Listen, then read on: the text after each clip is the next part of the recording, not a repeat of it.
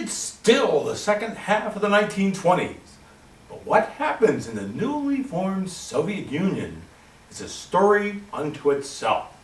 It's a true tragic chapter in the history of mankind. Just to set the stage quickly, in review, there was a revolution in the Russian Empire in March of 1917. The royal dynasty comes to an end when Tsar Nicholas II and his whole family are murdered while under house arrest in Apatiev House, Russia, by the Bolsheviks. These people killed him, his wife, and their children in a basement up against the wall with guns and bayonets to make sure there was no possibility of their return to the monarchy. If you remember, there were several groups vying for power for dominance in Russia during the revolution.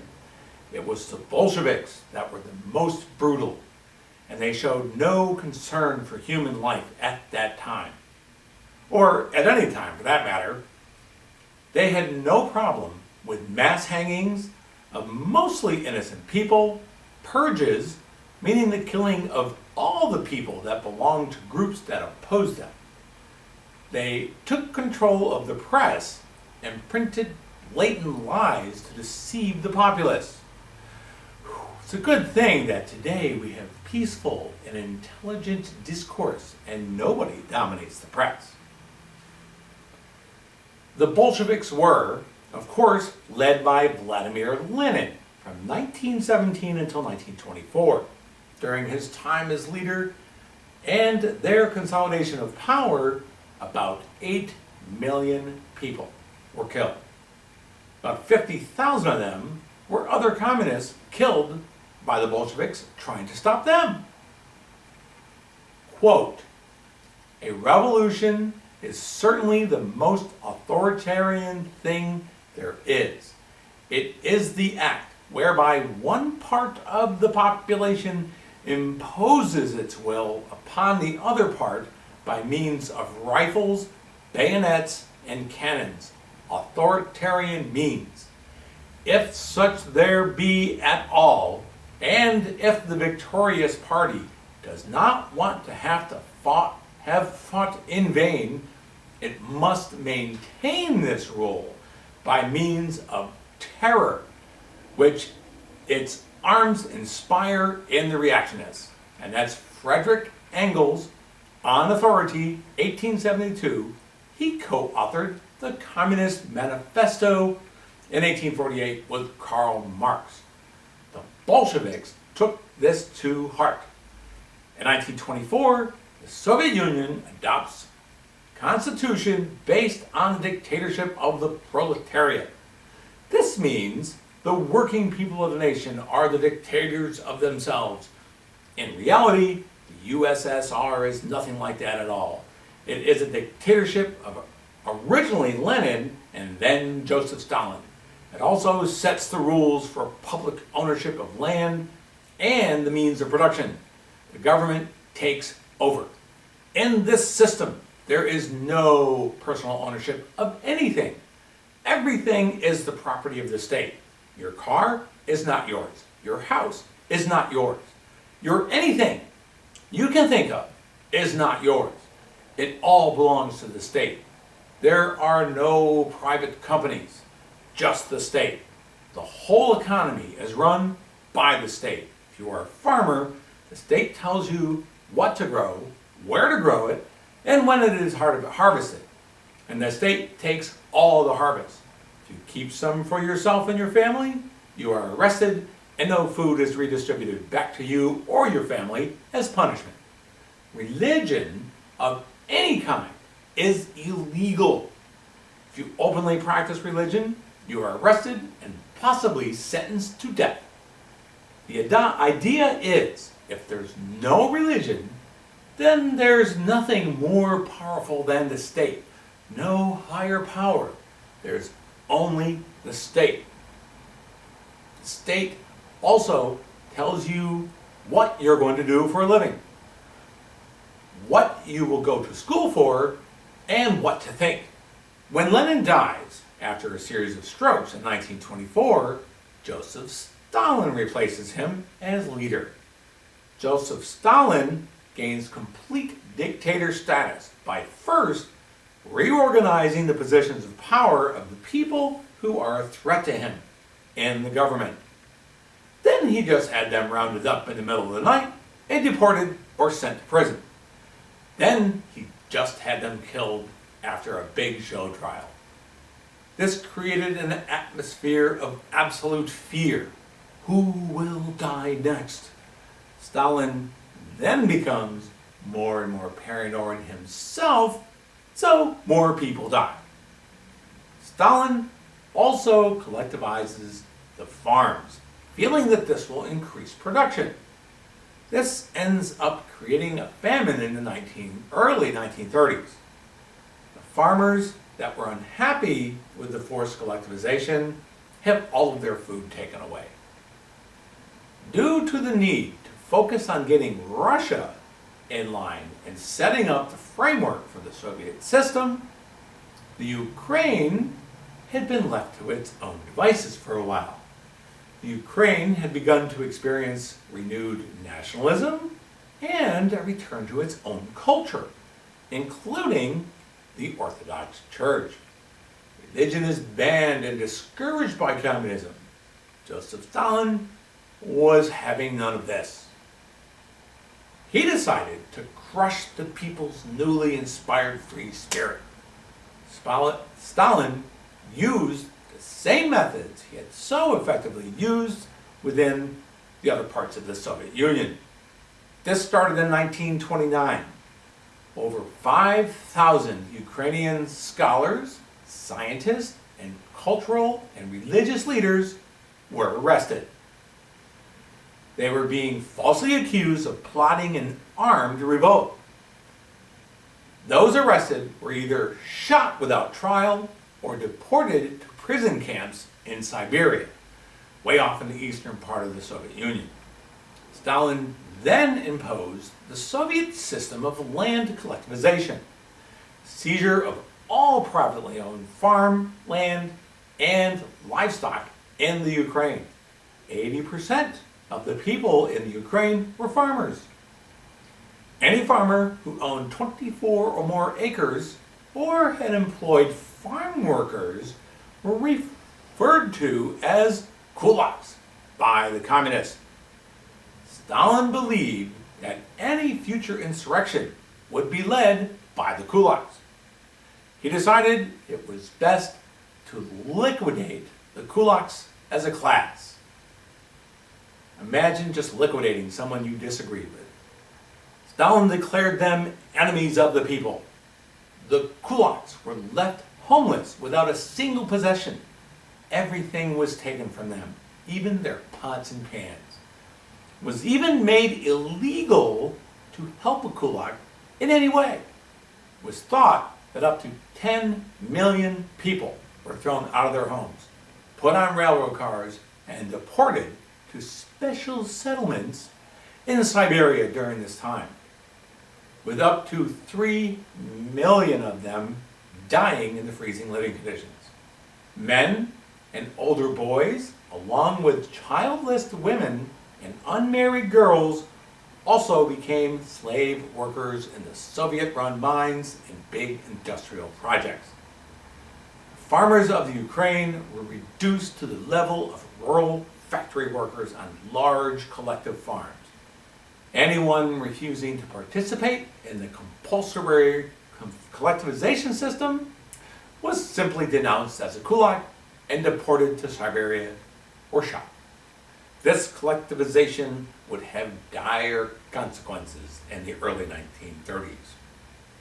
Stalin consolidated his power by eliminating one last threat to his power, a man that helped Lenin win the Russian Revolution when he was put in charge of the Red Army.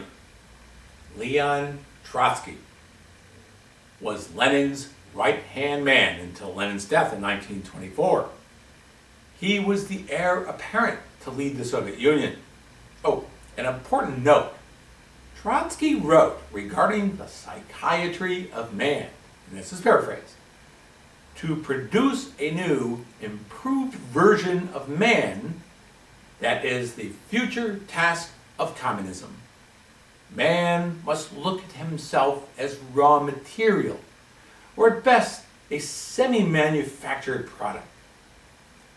At last, people, I, Trotsky, will work on you. Trotsky had criticized Stalin's economic policies and internal communist governmental policies. This was his mistake. Stalin and his cronies went about spreading lies and propaganda against Trotsky. They succeeded wonderfully. In 1925, he was removed from his post as War Commissariat. Then, in 1926, he was expelled from the Politburo. And then in 1927, he was expelled from the Communist Party. He was finally exiled to a remote part of East Russia called Alma-Ata, and was finally expelled from the Soviet Union completely in 1928. After being put on trial way off in 1939 for treason, when he was living in Mexico, he was murdered with an ice pick by a Spanish communist in 1940. That will teach you to speak against Stalin, huh? By 1928, Stalin had manipulated enough of the elections to the Central Committee of the Soviet Politburos to gain complete control. He maintains control until his death in 1953, mostly through fear, and that fear grows in the populace year after year.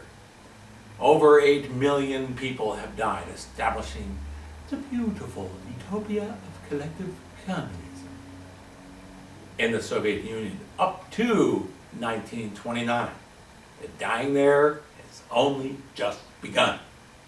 And the fighting and dying of World War II is still 10 years off. I do hope you see that there is a message of warning here. Here's a very basic comparison from the website differencebetween.net. Socialism is commonly regarded as an economic system that seeks to achieve equality among the members of the society. It is economic in nature. Communism, on the other hand, is both economic system that seeks equality among the members of the society and a political ideology that advocates the complete classless and stateless society and rejects religion. It is regarded as a more extreme form of socialism. And understand, both are socialism. And when you learn about the National Socialist Workers' Party, it is a socialist system also. Then there are the fascists of Italy. In Italy, there's another terror looming and locking in their power. Benito Mussolini consolidates his power as El Duce, or the leader. He was the dictator of Italy by 1926. All political opposition to him and the Fascist Party is removed through the use of the secret police. Labor strikes are made illegal. Power is consolidated by passing laws that transform Italy into a one-party dictatorship. In 1929, Mussolini signs the Lateran Treaty with the Vatican. This is the agreement I spoke of in my last video regarding the Pope, leader of the Catholic Church, declaring Mussolini a gift from God to Italy in exchange for recognizing the independence of Vatican City. This ended decades of struggle between the Italian state and the papacy. Once power was consolidated, the fascists began using techniques of laws and propaganda to impose the fascist ideology and its symbolism throughout Italy. If you wanted a job in the government, you had to be a member of the Fascist Party, or the PNF. It was also necessary if you needed government assistance. Gigantic posters and building facades were covered with the face of El Duce and with fascist mottos and symbols. This created a cult of personality around Mussolini. He was seen as the nation's savior. The Italian parliament was solely filled with fascist party members. To create support by the people, many public works projects were started to create jobs for the people, as well as developing the armaments industry. Another tactic to draw in support was to establish the fascist youth organization. This is a way to indoctrinate future generations to support the fascist way of life. It also trained the youth to be okay with going to war for the state. The Italian fascist youth movement was called Opera Nazionale Ballida. This was run in military-style discipline and focused on physical fitness and obedience. Train those young minds and you'll have them for life. The group that was seen as the greatest threat to Italy and the Italian way were the group I mentioned earlier, the Communists. It was partly this fear that made the way for the fascists to take power. There is a struggling politician in Germany who's watching the success of the fascists and their ways very closely. You might know him, Adolf Hitler. In my next video, the 1930s and the Great Worldwide Economic Depression begins. I will start by talking about Germany and the rise of Nazism there, as well as Japan and Italy during the first 3 years of the 1930s. Please like, subscribe, and hit that notification bell, refer a friend, and share this with a friend. And you can also have them go to www.historyonyoutube.com. Thanks. This is World War II with Mike W., the history of the 95 Years' War. And it actually might last longer than that. Thanks. We'll see you next time.